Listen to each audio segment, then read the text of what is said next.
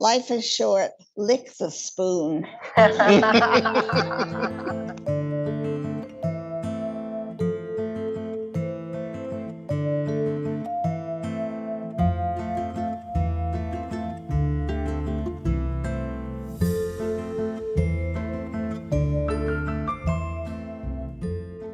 What we found, and at first we didn't even believe it. We said, okay, in middle age, if we could find some predictors of who's going to be happy and healthy in their 80s, what are the best predictors? It turned out to be the quality of their relationships. Some feedback from some of my colleagues that went along the lines of, Tina, you can't legislate away loneliness. The reality, I think, is that we need to take a public health approach to social isolation and loneliness. When we were eating the fast food of the 50s, we were not only eating food that wasn't good for us, but we were eating the values that came with the food. So we all learned that food should be fast, cheap, and easy. And food has never been fast, cheap, or easy.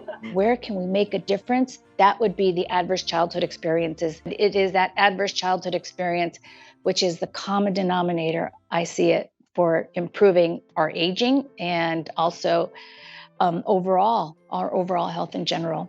You all know the pictures of the fountain of youth. Studies in rodents in particular clearly show now that we can slow down or even reverse the aging process with multiple different interventions. We don't have enough workforce to care for the growing number of elders. We just don't. And we see it every single day.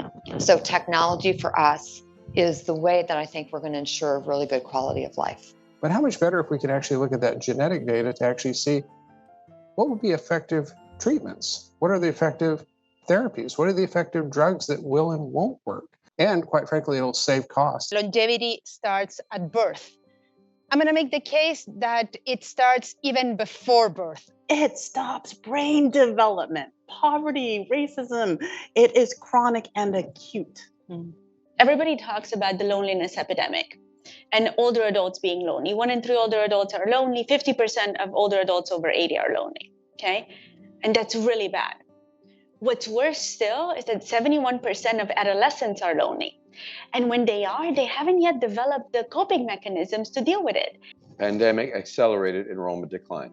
Part of that enrollment decline is, one, is a lack of faith in the higher education system anymore. The cost, access, and now the availability of flexible learning environments. The average person working in a job today with a bachelor's degree, that job does not require the skills of a bachelor's degree. McKinsey did a recent study that shows that sort of 50% of your earnings was based on skills you built in the workplace, not through formal education. So why are we over-focused on that? I did not save as much as I should have when I was in my 30s. You know, I was a single parent, raising a child, single income household, and that was not my priority. So how do we get people to understand the time value of money? And it's all going to be in the conversations. 2 in 3 adults age 50 plus, that's 62%, think older workers face discrimination in the workplace today based on age. And many have considered ageism as the last acceptable ism. In 2018, the cost of age discrimination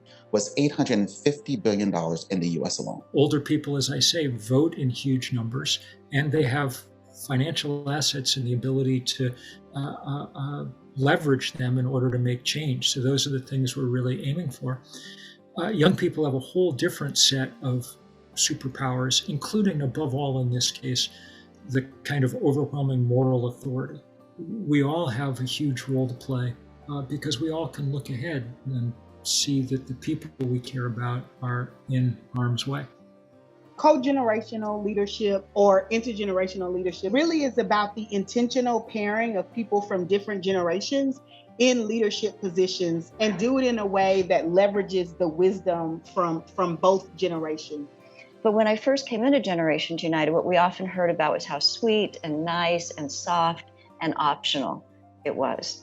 And so much of our work has been elevating and validating and growing the intergenerational field. You know, reframing aging is a fascinating conversation and one that we really have to push front and center. It's political, it's professional, it's personal, and for me, it's also a spiritual conversation.